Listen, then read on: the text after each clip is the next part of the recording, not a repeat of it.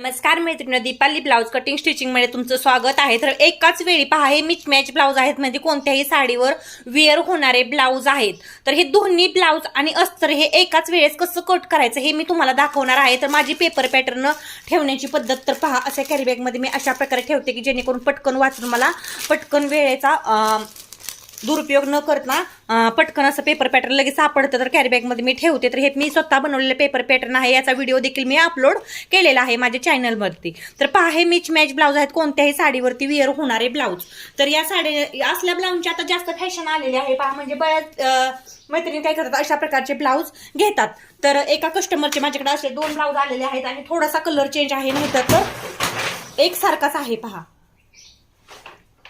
तर याचं मी तुम्हाला काय करणार आहे, आता कटिंग करून दाखवणार आहे। तर व्हिडिओला सबस्क्राईब आणि लाईक करायला अजिबात देखील विसरू नका। तर हे 2 अस्त्र आहेत पहा, आणि हे जे आहेत 2 ते ब्लाउजचे पीस आहेत। तर पीस कसे टाकायचे पहा, अशा प्रकारे टाकायचे, एकावरती एक।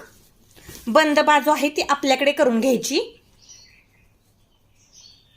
पहा, एकावरती एक बंद बाजू माझ्याकडे केलेली आहे, म्हणजे एकाच बाजूला इकडच्या साईडला केली तरी चालते आणि इकडच्या साईडला केली तरी चालते। तर बंद बाजूंनी अशा प्रकारे दोन्ही पीस एकामेकावरती टाकून घेतलेले एका साईडचे ब्लाउज आहेत। तर त्याच्यावरती मी हे अस्तर पण टाकून घेणार आहे। तर अस्तर पण तशाच प्रकारे टाकायचं जसं आपण आहे ना ब्लाउजचा पीस टाकलेला आहे तसा। तर बंद बाजू पहा, इकडच्या साईडला मी टाकून घेतल्या। तर दुसरा अस्तर देखील याच्यावरती काय करायचं आहे, अशाच प्रकारे टाकायचं आहे जसं आपण टाकलेलं आहे। तर 2 ब्लाउज पीस आणि 2 अस्तर मी एकामेकावरती टाकून घेतले। आता काय करायचं, पेपर पॅटर्न जो आहे आपला तो याच्यावरती टाकून घ्यायचा। तर पहा कशा प्रकारे कटिंग करायचं। आता हा पेपर पॅटर्न आहे, तर हा पार्ट जो आहे बॅक पार्ट तो इथं ठेवायचा। त्यानंतर योगपट्टी जी असते ती पहा इथं ठेवायची, योगपट्टी इथं ठेवायची। आणि त्यानंतर हा जो पार्ट आहे फ्रंट पार्ट तो इथं ठेवायचा, आणि जी कटोरी आहे ना ती इथं ठेवायची। अशा प्रकारे हे पार्ट ठेवून घ्यायचे, पाहू शकता। आता हे अशा प्रकारे ठेवलेले जे पार्ट आहे आणि जी बाही आहे ना ती इकडच्या साईडला ठेवून घ्यायची। ही बाही आहे पहा इकडच्या साईडला। तर बाही तुम्ही शक्यतो अशी ठेवलेली पाहिलं असेल, पण आता बऱ्याचदा पीस आहेत ना त्याची साईज खूप लहान येते, त्याच्यामुळे काय होतं अशी बाही बसत नाही, त्याच्यामुळे बाही जी आहे ती अशी ठेवली जाते। तर माझ्या पहा ब्लाउजची जी डिझाईन आहे ना ती इकडं अशी क्रॉस मध्ये आलेली आहे, म्हणजे अशी उभी आलेली आहे। तर मग मला ही बाही इकडच्या साईडला ठेवावी लागणार आहे, पाहू शकता इकडच्या साईडला। तर अशा प्रकारे ही बाही मी इकडच्या साईडला ठेवणार आहे। तर ठेवली पहा, तर पुरती आहे मला, म्हणजे ही थोडी स्मॉल साईज आहे। मग 36 साईजचा ब्लाउज असल्यामुळे, स्मॉल साईज असल्यामुळे ही बाही जी आहे ती मला परफेक्ट पुरत आहे।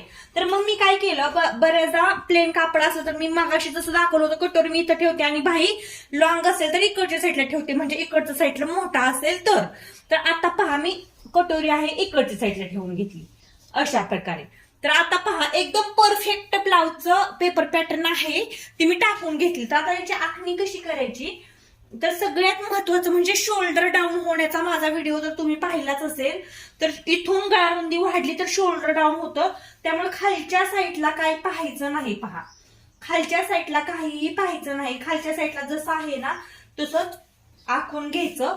प्रथम आहे ना वरच्या बाजूचा विचार करायचा, आणि खालच्या साईडला जिथं येईल ना तिथं आखून घ्यायचं। फक्त गळारुंदी अजिबात देखील वाढणार नाही याची काय करायची काळजी घ्यायची, सगळ्यात महत्वाचं आहे पहा। गळारुंदी अजिबात देखील वाढून द्यायची नाही। तर पहा माझा हा गळाचा बॅक पार्ट आखून झाला। आता बॅक पार्ट आखून झाला, आता काय करायचं, इकडच्या पार्टला हे जे आहे ते हे आखून घ्यायचं, योगपट्टी। पहा मी जरा इकडं सोडून घेते, म्हणजे इकडे थोडं फॅब्रिक शिल्लक राहिलं तर पुन्हा मला कशाला लागलं तर होऊन जाईल म्हणून। तर पहा मी योगपट्टी आखून घेतली, पटपट पटपट आता आखून घ्यायचं। आखून घेतल्यानंतर पेपर पॅटर्न असेल तर खूप पटकन पहा ब्लाउजचं कटिंग ना आपल्याला करता येतं।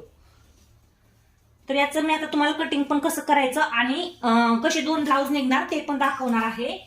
मिच मॅच ब्लाउज आहेत, म्हणजे कोणत्याही साडीवरती वेअर होणारे हे मस्त असे ब्लाउज आहेत। तर पहा कटोरी देखील आखून घेतली। तर हे 4 पार्ट झाले। तर इकडच्या साईडला पहा स्लीव, तर इथून पहा अस्तर माझं पुरलेलं आहे, आता इकडच्या बाजूने मला ही बाही आहे ती एवढी काढायची आहे. अशा प्रकारे आखून घेतलं. सोपं आहे पहा. एकावरती एक 2 कस्टमरचे ब्लाऊज तुम्ही शिवू शकता, कट करू शकता वन टाइम, म्हणजे एकाच वेळी.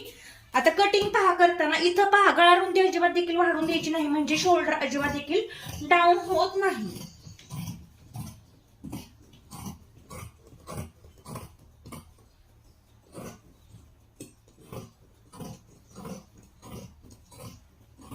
ज्यावेळेस तुम्ही मशीन काम करता, म्हणजे तुमची ही कात्री असते ना, ती कार म्हणजे अगदी धारधार असली पाहिजे, म्हणजे तुमचं फॅब्रिक आहे ते पटपट व्यवस्थित आणि मस्त असं कट होणार आहे. तर पहा एवढ्या सगळ्या योगपट्ट्या निघल्या मी साईडला ठेवून घेतल्या.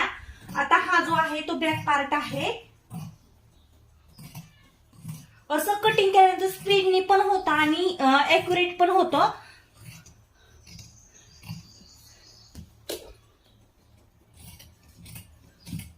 तर पहा मी गळा कट केलेला नाही, कारण गळ्याला मला डिझाईन बनवायची आहे, त्याच्यामुळे मी गळा असा आहे तसाच ठेवलेला आहे. तर पहा हे झाले बॅक पार्ट. असं एक एक एक एक पार्ट पूर्णपणे कट करून काढायचा. एकदम ऍक्युरेट आणि एकदम फिनिशिंग मध्ये कट होतो. अस्तर आणि ब्लाउज पीस एकाच वेळी कट करायचं. छान पहा याचे म्हणजे ब्लाऊज आहेत ना, बऱ्याचदा काय केलं जातं, अस्तर अगोदर कट केलं जातं आणि नंतर काय होतं ब्लाऊज पीस कट केला जातो. तर आणि मग ते दोन्ही चिटकलं जातं, नंतर त्याचा खूप व्याप वाढतो. पहा असं कट केल्याने ते दोन्ही फिनिशिंग मध्ये एकसारखं येतं. शक्यतो कॉटन असेल किंवा मिक्स मॅच ब्लाऊज आता जे ट्रेंडिंगला आहे ते असतील तर खूप सोपं पडतं. सुळसुळीत असेल कापड तर थोडंसं अवघड पडतं हे. परंतु हे जर कॉटन असलं किंवा असं जाड मधलं किंवा काठपदर साडीतील असेल तर हे सोपं पडतं पहा आपल्याला कटिंग शिलाई करून.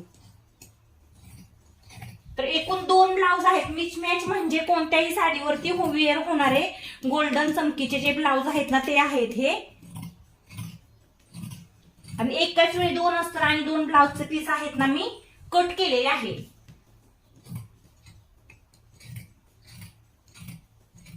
पहा आता ही आपली बाही. तर बाहीची खालची जी बाजू आहे ती मी पूर्णपणे कट केलेली आहे. वरची बाजू मी लगेच कट करणार नाही. अशा प्रकारे काय करणार आहे, तुकडा काढून ठेवणार आहे, कारण मला इथं मध्ये ना डिझाईन बनवायची आहे एका बाहीला. तर अशा प्रकारे तुम्ही 2 ब्लाऊज एकावरती एक टाकून मिक्स मॅच ब्लाऊज किंवा कोणतेही ब्लाऊज असू द्या तर एकामेकावरती टाकून याला कटिंग करू शकता. तर पहा आता कशा प्रकारे हे पॅटर्न रेडी झाले आणि तुम्ही कशा प्रकारे हे एकावरती एक व्यवस्थित ठेवू शकता. तर हा बॅक पार्ट आहे चॉकलेटी कलरचा, तो इथं काढला मी. हा रेड कलरचा बॅक पार्ट इथं काढला. रेड कलरचा बॅक पार्ट असता त्याच्यावरती ठेवला. त्यानंतर हा चॉकलेटी कलरचा त्याच्यावरती ठेवला, म्हणजे एकामेकावरती. त्यानंतर आता पहा या योगपट्ट्या आहे, तर चॉकलेटी कलरची जी योगपट्टी आहे ती याच्यावरती ठेवली आणि त्याच्या मॅचिंगचा हा ब्लाऊजचा पीस योगपट्टी त्याच्यावरती ठेवली. त्यानंतर हा इकडे ठेवला, त्याच्यानंतर हा याच्यावरती ठेवला. यानंतर पहा कटोरी. तर कटोरीमध्ये जे ब्राऊन कलरचा आहे ते याच्यावरती ठेवलं चॉकलेट कलर. त्यानंतर रेड कलरची कटोरी याच्यावरती ठेवली. नंतर हे आहे ते याच्यावरती ठेवून दिले, हे याच्यावरती.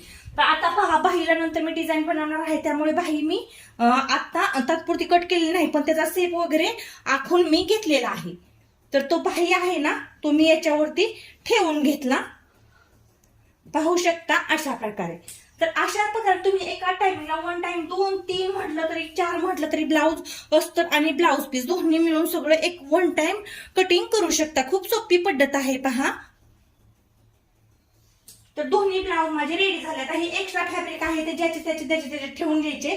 ज्यावेळेस आपल्याला शिलाईला हे लागणार आहे त्यावेळेस आपल्याला हे उपयोगाला येणार आहे. जर ज्याचं आहे ज्याच्या कलरचं त्यामध्ये ठेवून द्यायचं आणि याचा ना रोल करून ठेवायचा. म्हणजे काय होणार आहे, आपल्याला ज्यावेळेस ब्लाऊजची शिलाई करायची आहे त्यावेळेस काय होणार आहे, आपल्याला हे ओपन करून घ्यायचं आहे, नाहीतर एखादा पार्ट इकडं तिकडं हरवून जातो पहा. त्याच्यामुळे काय करायचं, याचा गोल गोल करून येणं ठेवायला. जास्त पण असा गोल करायचं नाही की जेणेकरून कापड जे आहे त्याला घड्या किंवा गुड्या तयार होतील. असं काहीही करायचं नाही की आपल्या ब्लाऊज पीसला घड्या किंवा गुड्या तयार होतील. तर इथपर्यंत व्हिडिओ पाहिला असेल तर लाईक आणि सबस्क्राईब करून घ्या. तर अशा प्रकारे पहा खूप कमी वेळात अगदी मी 2 ब्लाऊज परफेक्ट असे कट केले, फक्त 6 ते 7 मिनिटात. आणि मस्त असं पहा मी गोल करून रोल करून पण तुम्हाला दाखवलं. तर इथपर्यंत व्हिडिओ पाहिला असेल तर लाईक आणि सबस्क्राईब नक्कीच करून घ्या. आणि पहा खूप छान असं मी हा दुसरा पण ब्लाऊज आहे तो देखील गोल गोल करून बांधून ठेवला. आता ज्यावेळेस मला ह्याची शिलाई करायची आहे त्यावेळेस मी ओपन करायचं. एका कस्टमरचे अजून मला 3 ब्लाऊज आहेत ते पण अशाच प्रकारे मी कटिंग करून दाखवणार आहे.